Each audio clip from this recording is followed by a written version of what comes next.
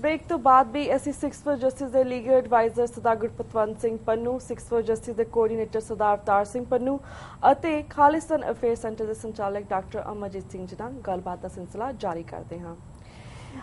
ਜੀ ਵੀਰ ਜੀ, ਹੁਣ ਅਸੀਂ ਤੁਹਾਡੇ ਤੋਂ ਸ਼ੁਰੂ ਕਰਦੇ ਹਾਂ। ਜਿਸ ਤਰ੍ਹਾਂ ਬ੍ਰੇਕ ਤੋਂ ਪਹਿਲਾਂ ਅਸੀਂ ਵੀਰ ਜੀ ਨਾਲ ਗੱਲਬਾਤ ਕਰ ਰਹੇ ਸੀਗੇ, ਅਸੀਂ ਰੈਲੀ ਦੇ ਬਾਰੇ ਗੱਲਬਾਤ ਕੀਤੀ ਸੀ ਜਿਹੜੀ 25 ਸਤੰਬਰ ਨੂੰ ਹੈਗੀ ਆ, and it's against Narendra Modi and Bharat ਦੀ ਸਰਕਾਰ ਦੇ ਜਿਹੜੇ ਉਹਨਾਂ ਦੀ ਨੀਤੀਆਂ ਨੇ ਉਸ ਦੇ ਖਿਲਾਫ ਹੈ। ਪਰ ਜਿਸ ਤਰ੍ਹਾਂ ਅਸੀਂ ਤੁਹਾਡੇ ਕੋਲ ਜਾਣਨਾ ਚਾਹਾਂਗੇ, ਤੁਸੀਂ ਕੋਆਰਡੀਨੇਟਰ ਹੋ 6 ਫॉर ਜਸਟਿਸ ਦੇ, ਤੁਸੀਂ ਸਾਨੂੰ ਦੱਸੋ ਕਿ ਇਹ ਰੈਲੀ ਕਿਵੇਂ ਹੋਵੇਗੀ, ਇਸ ਦਾ ਟਾਈਮਿੰਗ ਐਂਡ ਸਪੇਸ ਐਂਡ ਕਿਹੜੀਆਂ ਤੁਹਾਡਾ ਜਥੇਬੰਦੀਆਂ ਜੁੜੀਆਂ ਨੇ, ਹੋਰ ਕਿਹੜੇ ਗੁਰਦੁਆਰੇ ਤੁਹਾਨੂੰ ਜੁੜੇ ਨੇ, ਉਸ ਬਾਰੇ ਸਾਨੂੰ ਡਿਟੇਲ ਦੇ ਵਿੱਚ ਤੁਸੀਂ ਜਾਣਕਾਰੀ ਦਿਓ। ਬਹੁਤ ਵਧੀਆ ਤੁਸੀਂ ਵੀਰ ਜੀ ਕੁਐਸਚਨ ਕੀਤਾ, ਕਿਉਂਕਿ 2 ਵੀਕ ਪਹਿਲਾਂ ਨਿਊ ਜਰਸੀ ਕਾਰਟਰੇਟ ਗੁਰਦੁਆਰਾ ਸਾਹਿਬ ਦੇ ਵਿੱਚ ਮੀਟਿੰਗ ਹੋਈ ਸੀ ਜੀ। ਉਹਦੇ ਵਿੱਚ ਸਮੂਹ ਗੁਰਦੁਆਰਾ ਸਾਹਿਬਾਨ, ਸਮੂਹ ਪੰਥਕ ਜਥੇਬੰਦੀਆਂ, ਜਿਹਦੇ ਵਿੱਚ ਮੇਰੇ ਖਿਆਲ ਮੈਂ ਨਾਂ ਲੈਣ ਲੱਗਾ ਤਾਂ ਬਹੁਤ ਜ਼ਿਆਦਾ ਨੇ, ਪਰ ਸਮੂਹ ਦੇ ਵਿੱਚ ਸਾਰੀਆਂ ਆ ਜਾਂਦੀਆਂ ਨੇ ਜੀ। ਸਾਰਿਆਂ ਨੇ ਬੜੀ ਵੱਡੀ ਮੀਟਿੰਗ ਕੀਤੀ, ਜਿਹਦੇ ਵਿੱਚ ਕੋਈ 55 ਤੋਂ 60 ਜਿਹੜੇ ਬੰਦੇ ਨੇ ਉਹਦੇ ਵਿੱਚ ਐਂਟਰੀ ਕੀਤੀ। ਉਸ ਦੇ ਵਿੱਚ ਇਹੋ ਹੋਇਆ ਵੀ ਆਪਾਂ ਕਿਹੜੇ ਬੇਸ ਉੱਤੇ ਕਰ ਰਹੇ ਹਾਂ। ਹਾਂਜੀ। ਤੇ ਉਹਦਾ ਨਾਂ ਜਿਹੜਾ ਦਿੱਤਾ ਗਿਆ ਸਿੱਖ ਫਰੀडम ਰੈਲੀ ਫਾਰ ਖਾਲਿਸਤਾਨ, ਹਾਂਜੀ, ਤੇ ਸਿੱਖ ਰੈਫਰੈਂਡਮ 2020 ਜੀ। ਇਹਦੇ ਮਸਲੇ ਦੇ ਉੱਤੇ ਮੀਟਿੰਗ ਹੋਈ ਸੀਗੀ, ਜਿਹਦੇ ਵਿੱਚ ਸਾਰਿਆਂ ਨੇ ਬੜੇ ਵੱਡੇ ਹੁੰਗਾਰੇ ਦੇ ਨਾਲ ਇਸ ਰੈਲੀ ਨੂੰ ਕਾਮਯਾਬ ਕਰਨ ਵਾਸਤੇ ਜਿਹੜੀ ਜਦੋਜਹਿਦ ਆ ਉਹ ਚੱਲ ਰਹੀ ਆ। ਹਾਂਜੀ। ਹਰ ਗੁਰਦੁਆਰਾ ਸਾਹਿਬ ਦੇ ਵਿੱਚ ਪੋਸਟਰ ਜਿਹੜੇ ਆ ਉਹ ਲੱਗ ਚੁੱਕੇ ਨੇ, ਤੇ ਕਈ ਪੰਫਲੇਟ ਜਿਹੜੇ ਬਣ ਗਏ ਨੇ, ਉਹ ਟੈਕਸੀ ਵਾਲੇ ਵੀਰ ਜਿਹੜੇ ਆ ਉਹ ਹਰ ਇੱਕ ਨੂੰ ਦੇ ਰਹੇ ਨੇ, ਅਸੀਂ ਖੁਦ ਦੇ ਰਹੇ ਹਾਂ, ਜਥੇਬੰਦੀਆਂ ਦੇ ਸਾਰੇ ਨੁਮਾਇੰਦੇ ਦੇ ਰਹੇ ਨੇ ਜੀ। ਜਿਹੜਾ ਇਹਦਾ ਪ੍ਰੋਗਰਾਮ ਆ ਉਹ 10 ਵਜੇ ਸਵੇਰੇ 47 ਸਟਰੀਟ ਫਸਟ ਐਵਨਿਊ ਤੇ ਜਿਹੜੀ ਪਾਰਕ ਆ ਯੂਨਾਈਟਿਡ ਨੇਸ਼ਨ ਦੇ ਸਾਹਮਣੇ, ਹਾਂਜੀ, ਉਹਦੇ ਵਿੱਚ ਰੈਲੀ ਜਿਹੜੀ ਉਹ ਸਟਾਰਟ ਹੋਏਗੀ ਜੀ। ਜਦੋਂ ਮੋਦੀ ਨੇ ਉੱਥੇ ਆਣ ਕੇ ਸਪੀਚ ਕਰਨੀ ਆ। ਸਾਡੀ ਲੜਾਈ ਕੱਲੀ ਇੱਕ ਮੋਦੀ ਦੇ ਨਾਲ ਨਹੀਂ ਗੀ, ਸਾਡੀ ਤੇ ਉਸ ਸਿਸਟਮ ਦੇ ਨਾਲ ਲੜਾਈ ਹੈ ਸਿੱਖ ਕੌਮ ਦੀ, ਕਿ ਜਿਨ੍ਹਾਂ ਨੇ ਸਾਨੂੰ ਪੰਜਾਬ ਨੂੰ ਭਾਰਤੀ ਕਬਜ਼ੇ ਦੇ ਵਿੱਚ 70 ਸਾਲ ਤੋਂ ਉਹਨੂੰ ਨੱਪ ਕੇ ਰੱਖਿਆ ਹੋਇਆ, ਉਸ ਚੀਜ਼ ਨੂੰ ਅਸੀਂ ਉਹਨਾਂ ਕੋਲ ਆਜ਼ਾਦ ਕਰਾਉਣਾ ਚਾਹੁੰਦੇ ਹਾਂ ਜੀ। ਉਹ ਤਾਂ ਹੀ ਹੋ ਸਕਦਾ ਜੇ ਤੁਸੀਂ ਯੂਨਾਈਟਿਡ ਨੇਸ਼ਨ ਦੀਆਂ ਧਾਰਾਵਾਂ ਦੇ ਤਹਿਤ ਜਿਹੜੀ ਲੜਾਈ ਲੜੀ ਜਾ ਰਹੀ ਆ, ਸਮੂਹ ਸਿੱਖ ਕੌਮ ਲੜ ਰਹੀ ਆ ਇਸ ਵੇਲੇ ਹੁਣ ਦੇ ਜੀ, ਵਰਲਡ ਵਾਈਜ਼ ਇਹ ਸਾਰਾ ਪ੍ਰੋਗਰਾਮ ਚੱਲ ਰਿਹਾ ਵਾ ਜੀ, ਕਿ ਆਪਾਂ ਪੰਜਾਬ ਨੂੰ ਆਜ਼ਾਦ ਕਿਸ ਤਰ੍ਹਾਂ ਕਰਾਉਣਾ ਹੈ। ਹਾਂਜੀ। ਇਹ ਰੈਲੀ ਬੜੀ ਪ੍ਰਭਾਵਤਫੁਲ ਹੋਏਗੀ ਅਰਕਾਂ, ਕਿਉਂਕਿ 150 ਕੰਟਰੀਆਂ ਦੀ ਜਿਹੜੀ ਨੁਮਾਇੰਦਗੀ ਹੈ ਅਰਕਾਂ ਹਾਂਜੀ ਪਹਿਲੀ ਵਾਰੀ ਹੋ ਰਹੀ ਆ ਜੀ, ਬੜੇ ਚਿਰਾਂ ਬਾਅਦ ਇਦਾਂ ਦੀ ਆਉਂਦੀ ਆ। ਇਸ ਕਰਕੇ ਸਿੱਖ ਕੌਮ ਨੂੰ ਆਪਣੇ ਕੋਲ ਇੱਕ ਏਜੰਡਾ ਹੈ ਜਿਹੜਾ ਲੋਕਾਂ ਦੇ ਸਾਹਮਣੇ ਜਿਹੜਾ ਅਸੀਂ ਉਸ ਦਿਨ ਰੱਖਣਾ ਵਾ ਜੀ, ਜਿਹਦੇ ਵਿੱਚ ਮੀਡੀਆ ਸਾਰੀ ਦੁਨੀਆ ਦਾ ਆਇਆ ਹੁੰਦਾ, ਤੇ ਆਪਾਂ ਇਹ ਆਪਣਾ ਏਜੰਡਾ ਜਿਹੜਾ ਵਾ ਪੰਜਾਬ ਨੂੰ ਇਹਨਾਂ ਦੇ ਵਿੱਚੋਂ ਕਿਸ ਤਰ੍ਹਾਂ ਆਜ਼ਾਦ ਕਰਾਉਣਾ, ਸਿੱਖਾਂ ਦਾ ਆਪਣਾ ਰਾਜ ਖਾਲਿਸਤਾਨ ਕਿਸ ਤਰ੍ਹਾਂ ਇਹਦੇ ਵਿੱਚੋਂ ਆਪਾਂ ਬਾਹਰ ਕੱਢ ਕੇ 2020 ਦੇ ਵਿੱਚ ਲਿਆਉਣਾ ਵਾ, ਇਹ ਮੇਨ ਏਜੰਡਾ ਇਹਦਾ ਹੋਏਗਾ। ਮੈਂ ਸਮਝਦਾ ਜਿੱਥੇ ਵਾਸ਼ਿੰਗਟਨ ਤੋਂ ਲੈ ਕੇ ਤੇ ਕਨੈਕਟੀਕਟ ਤੱਕ, ਪੈਨਸਿਲਵਾਨੀਆ, ਨਿਊ ਜਰਸੀ ਤੇ ਨਿਊਯਾਰਕ, ਹਾਂਜੀ, ਸਾਰੇ ਇੰਡੀਆਨਾ ਤੋਂ, ਚਿਕਾਗੋ ਤੋਂ ਵੀ ਇਸ ਦੇ ਵਿੱਚ ਮੇਰੇ ਵੀਰ ਭੈਣ ਭਰਾ ਜਿਹੜੇ ਆ ਉਹ ਸ਼ਮੂਲੀਅਤ ਕਰ ਰਹੇ ਨੇ ਜੀ। ਅਸੀਂ ਸਾਰਾ ਪ੍ਰੋਗਰਾਮ ਬੱਸਾਂ ਦਾ ਹੋ ਚੁੱਕਾ ਉਹਨਾਂ ਦੇ ਵੱਲੋਂ ਹਾਂਜੀ, ਤੇ ਬਾਕੀ ਦਾ ਅਰੇਂਜਮੈਂਟ ਜਿਹੜਾ ਇੱਥੇ ਆ ਉਹ ਵੀ ਅਸੀਂ ਸਾਰਾ ਕਰ ਲਿਆ ਵਾ ਜੀ। ਆਸ ਕਰਦੇ ਆ ਜਿਹੜੀ ਹਜ਼ਾਰਾਂ ਦੀ ਤਾਦਾਦ ਦੇ ਵਿੱਚ ਇਸ ਰੈਲੀ ਦੇ ਵਿੱਚ ਜਿਹੜੇ ਲੋਕ ਨੇ ਉਹ ਆਉਣਗੇ। ਤੇ ਹਰ ਇੱਕ ਨੂੰ ਬੇਨਤੀ ਆ ਜਿਹੜਾ TV 84 ਚੈਨਲ ਸੁਣਦਾ ਵਾ ਜਾਂ ਤੁਸੀਂ ਪੋਸਟਰ ਵੇਖਦੇ ਜੇ ਜੀ, ਉਸ ਦਿਨ ਫਰਾਈਡੇ ਦੀ 3-4 ਘੰਟੇ ਦੀ ਛੁੱਟੀ ਕਰੋ ਤੇ ਇਸ ਰੈਲੀ ਦੇ ਵਿੱਚ ਆਪਣੀ ਸ਼ਮੂਲੀਅਤ ਕਰੋ, ਬੱਚਿਆਂ ਨੂੰ ਲੈ ਕੇ ਆਓ। ਯੰਗ ਜਨਰੇਸ਼ਨ ਅਰਕਾਂ ਬਹੁਤ ਜ਼ਿਆਦਾ ਨਾਲ ਜਿਹੜੀ ਆ ਉਹ ਆ ਰਹੀ ਹੈ ਜੀ ਜੀ। ਤੇ ਡਾਕਟਰ ਅਮਰਜੀਤ ਸਿੰਘ, ਅਸੀਂ ਤੁਹਾਡੇ ਵਿਚਾਰ ਲੈਣੇ ਚਾਹਾਂਗੇ। ਜਿਸ ਤਰ੍ਹਾਂ ਰੈਲੀ ਦੇ ਉੱਪਰ ਤੁਹਾਡੇ ਵਿਚਾਰ ਤੋਂ ਅਸੀਂ ਲੈਣਾ ਚਾਹਾਂਗੇ, ਇਸ ਦੇ ਨਾਲ ਨਾਲ ਕਾਫੀ ਲੋਕਾਂ ਦਾ ਇਹ ਵੀ ਕਹਿਣਾ ਹੁੰਦਾ, ਕਿਉਂਕਿ we also get a lot of Facebook messages, ਕਿ ਜਿਸ ਤਰ੍ਹਾਂ ਸਾਡੀ ਲੜਾਈ ਅਸੀਂ ਗੱਲ ਕਰਦੇ, ਅਸੀਂ ਨਰਿੰਦਰ ਮੋਦੀ ਦੇ ਖਿਲਾਫ ਰੈਲੀ ਨਹੀਂ ਕਰ ਰਹੇ, ਅਸੀਂ ਸਿਸਟਮ ਦੇ ਖਿਲਾਫ ਕਰ ਰਹੇ ਹਾਂ, ਪਰ ਉਹ ਕਹਿੰਦੇ ਕਿ it's a baseless system, you know it's a baseless concept ਕਿ ਤੁਸੀਂ ਨਰਿੰਦਰ ਮੋਦੀ ਦੇ ਖਿਲਾਫ ਜਾਂ ਸਿਸਟਮ ਦੇ ਖਿਲਾਫ ਕਰ ਰਹੇ ਹੋ। ਇਸ ਬਾਰੇ ਤੁਸੀਂ ਕੀ ਕਹਿਣਾ ਚਾਹੋਗੇ? Why we need to have these kind of rallies to put fun of these kind of peoples? ਦੇਖੋ, ਦੁਨੀਆ 'ਚ ਜਦੋਂ ਵੀ ਕਿਸੇ ਨੇ ਜ਼ੁਲਮ ਦਾ ਸਹਾਰਾ ਲਿਆ, ਇਹ ਠੀਕ ਹੈ, ਜ਼ੁਲਮ ਕਰਨ ਵਾਲਾ ਇਹ ਸਮਝਦਾ ਹੈ ਕਿ ਜ਼ੁਲਮ ਦੇ ਨਾਲ ਉਹ ਬਹੁਤਿਆਂ ਦੀ ਆਵਾਜ਼ ਬੰਦ ਕਰਵਾ ਰਿਹਾ ਹੈ ਜਾਂ ਬੰਦ ਕਰਵਾ ਦਿੱਤੀ ਹੈ, ਪਰ ਇਹ ਮਨੁੱਖੀ ਇਤਿਹਾਸ ਜਾਂ ਸਿੱਖ ਇਤਿਹਾਸ ਖਾਸ ਤੌਰ ਤੇ ਇਸ ਗੱਲ ਦਾ ਰਿਮਾਈਂਡਰ ਹੈ ਕਿ ਇੱਕ ਹਿੱਸਾ ਜ਼ੁਲਮ ਕਬੂਲਦਾ ਹੈ ਇੱਕ ਹਿੱਸਾ ਜ਼ਾਲਮ ਦੇ ਨਾਲ ਵੀ ਜਾ ਕੇ ਰਲ ਜਾਂਦੇ, ਪਰ ਹਮੇਸ਼ਾ ਜਿਨ੍ਹਾਂ ਦੀ ਜਾਗਦੀ ਜ਼ਮੀਰ ਹੈ ਉਹ ਉਸ ਜ਼ਾਲਮ ਦੇ ਖਿਲਾਫ ਪ੍ਰੋਟੈਸਟ ਕਰਦੇ ਨੇ। ਪ੍ਰੋਟੈਸਟ ਦੇ ਤਰੀਕੇ ਬਦਲਦੇ ਰਹੇ। ਸਾਊਥ ਅਮਰੀਕਾ ਦੇ ਇੱਕ ਹਵਾਲੇ ਨਾਲ ਆਉਂਦਾ ਹੈ ਕਿ ਇੱਕ ਸੱਜਣ ਨੇ, ਜਿੱਥੇ ਕਿ ਇੱਕ ਡਿਕਟੇਟਰ ਦਾ ਰਾਜ ਸੀ, ਉਹਨੇ ਦੁਪਹਿਰ ਵੇਲੇ ਖਲੋ ਕੇ ਇੱਕ ਪਾਰਕ ਦੇ ਵਿੱਚ ਉਂਗਲ ਕਰਕੇ ਜਿੱਧਰ ਨੂੰ ਮਹਿਲ ਸੀ ਐਂ ਖਲੋ ਗਿਆ।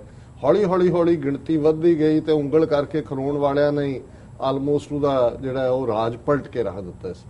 ਸੋ ਮੈਂ ਸਮਝਦਾ ਹਾਂ ਵੀ ਜਦੋਂ ਦੁਨੀਆ ਦੇ ਸੱਭਿਅਕ ਸਮਾਜ ਨੇ, ਖਾਸ ਤੌਰ ਤੇ ਅਮਰੀਕਾ ਵਰਗੀ ਡੈਮੋਕ੍ਰੇਸੀ ਨੇ ਪ੍ਰੋਟੈਸਟ ਦਾ ਰਾਈਟ ਦਿੱਤਾ ਹੈ, ਜਿਹਦੇ ਲਈ ਤੁਹਾਨੂੰ ਸਿਰਫ ਇਨਫੋਰਮ ਕਰਨਾ ਪੈਂਦਾ ਹੈ ਬਿਫੋਰ ਟਾਈਮ, ਤਾਂ ਕਿ ਉਹ ਤੁਹਾਨੂੰ ਮਹਿਫੂਜ਼ ਕਰਨ ਦੇ ਲਈ ਵੀ ਤੁਹਾਨੂੰ ਜਿਹੜਾ ਉਹਨਾਂ ਨੇ ਰਾਊਟ ਦੇਣਾ ਹੈ ਉਹਨੂੰ ਕਲੀਅਰ ਕਰਨ ਲਈ ਪ੍ਰਬੰਧ ਕਰ ਸਕਣ।